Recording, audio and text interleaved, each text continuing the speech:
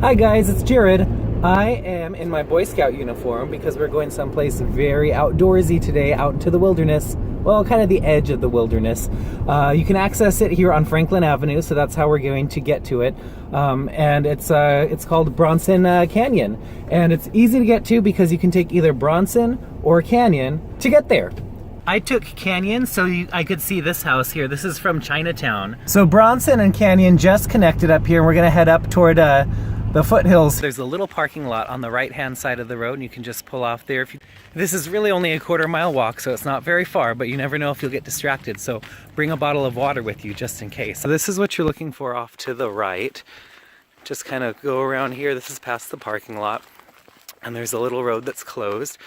But you can walk right here in this little pedestrian walkway. You're gonna pass by the parking lot, see? There's my truck. Once you get up to the top, veer to the right and you'll see the canyon in front of you. The Bronson Canyon is most famous for this little hole right here. Do you recognize that?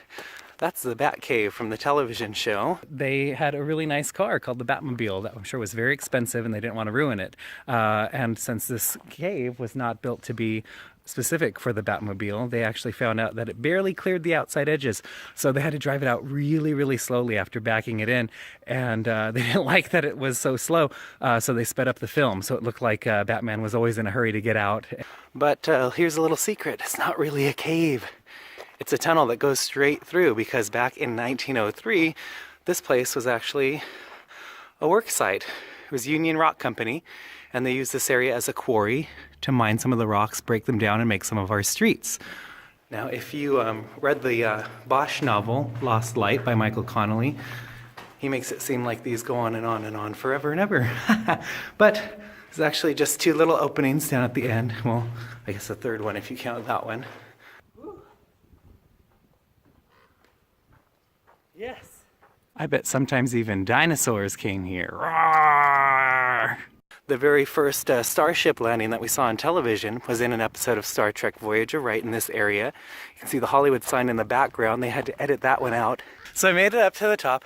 Would not recommend that climb if you're not wearing really good shoes.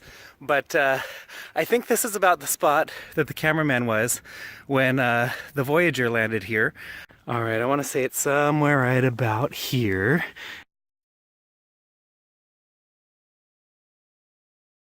Nice and quiet area also, not a lot of people come here, and very, very easy to get to, very accessible for tourists who maybe don't know their way around. It's just off the street.